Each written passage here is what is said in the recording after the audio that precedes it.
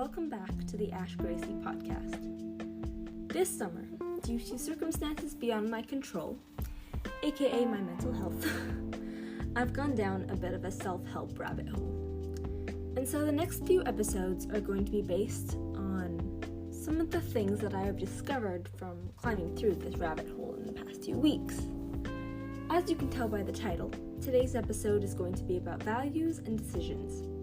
These are two elements of who we are, which I believe are fundamental to creating a life that you want to live. I'm going to start with values. From childhood, we are raised with the values the people who raised us have, whether that be our parents, siblings, grandparents, family friends, or other guardians. Those are the values that we have for the first few years of our lives, whether we like it or not, but more importantly, whether we know it or not. There comes a certain point in our lives where we become aware of the values that we hold, and maybe that comes at quite a young age, but for others it can be at a later stage in life. Being the oldest child in my family, I was accustomed to just follow what my parents did and listen to what they said. Therefore, I truly became aware of my own personal values and how they differed from the way I was raised at the age of 14. And at the age of 14, I also discovered the phenomenon which I like to call the oldest child syndrome. From my own experiences, and whenever I talk to friends who were also the oldest children in their family, I realized some things. This may not be something that everybody relates to, but this is just what I noticed from my own experience and from some of the people that I talked to when I realized about the oldest child syndrome. In comparison to their youngest siblings, oldest children were more likely to take longer to gain an awareness of their own values, and when they did, there were two paths they were likely to take. 1. The rebellious ones.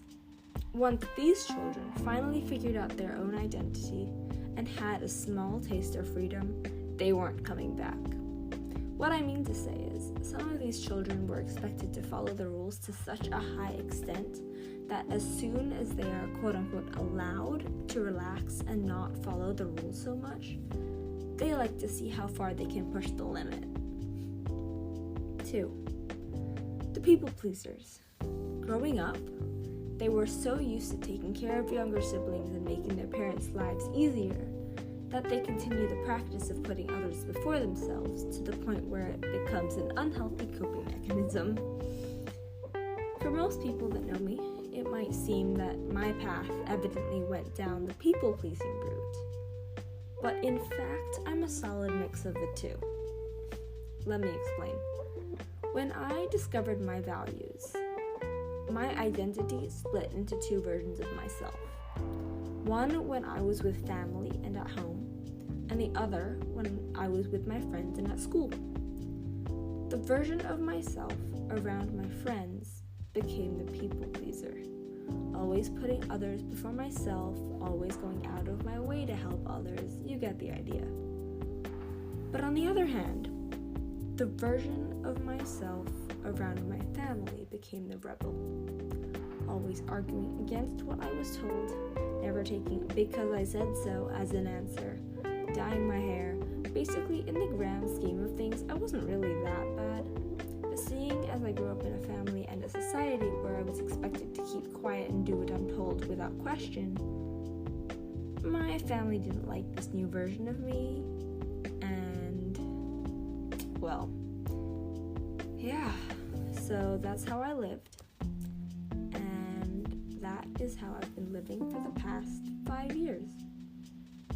It quickly got tiring having to switch between these personalities and these versions of myself, to the point where I would stay out more and spend less time at home so that I could be the version of myself that I was around my friends way more, because I liked her more and I liked who I was around my friends more than I liked how I was when I was at home with family.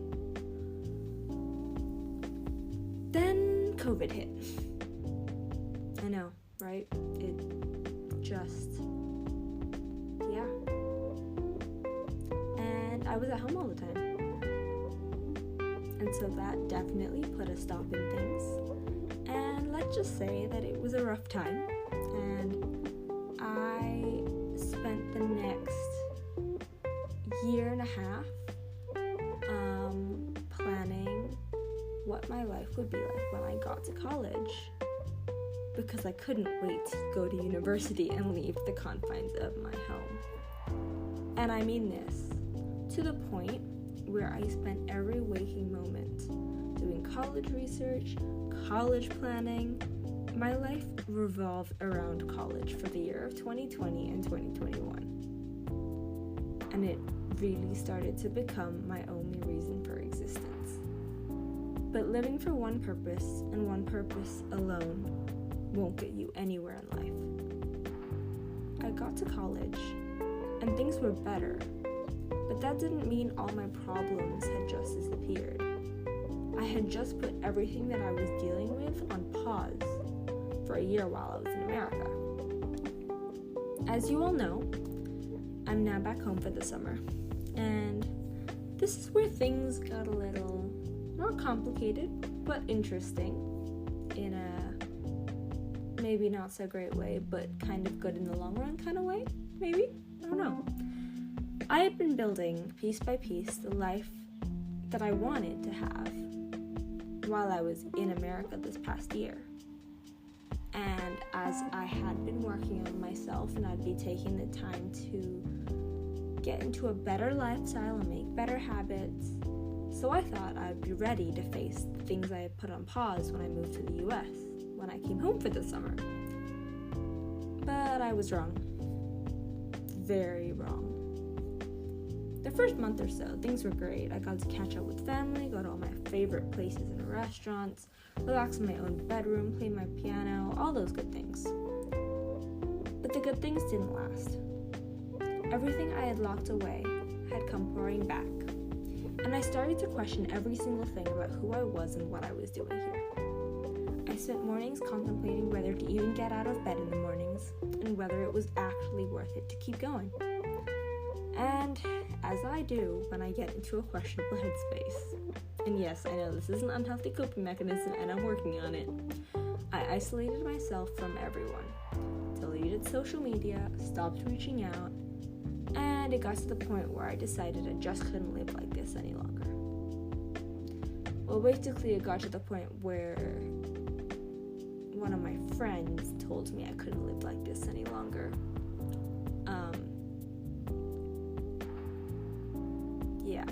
Because I could not make that decision on my own. That's how bad things were. Anyway, and that brings us to the second topic of today's episode, decisions. I had three options. I could give up and basically just disappear. I could say that I was going to fix things, but not actually do anything about it, which is the most common way that people deal with situations they don't want to deal with. Or I could say that I was going to fix things and actually do something about it. At the end of the day, the life that you live is what you choose to make of it. And by choosing to actually do something about the way I was living my life, I started on my self-help rabbit hole journey, and that brings us to where I am right now. Constantly learning about how to better improve myself, how to deal with some of the situations that I kind of just pushed to the back of my head. And you know what? It's a journey. This is not the beginning, but it's a new chapter of the journey.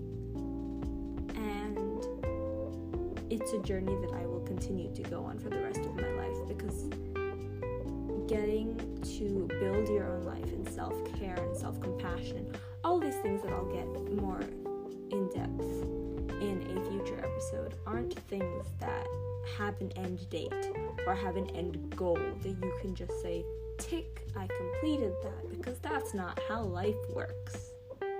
And so I'm here.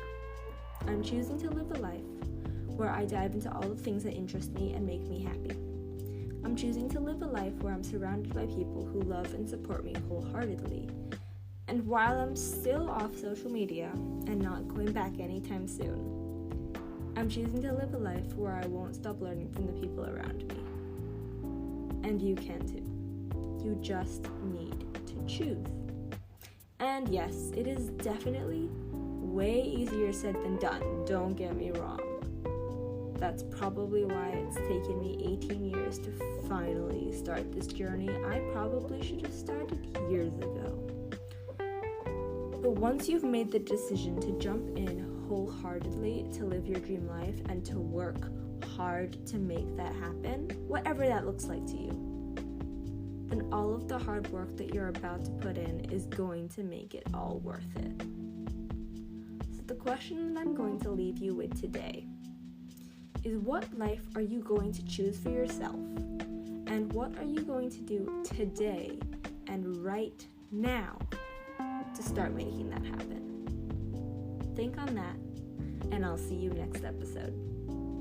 And don't forget, you are amazing, you are loved, and I thank you for being here.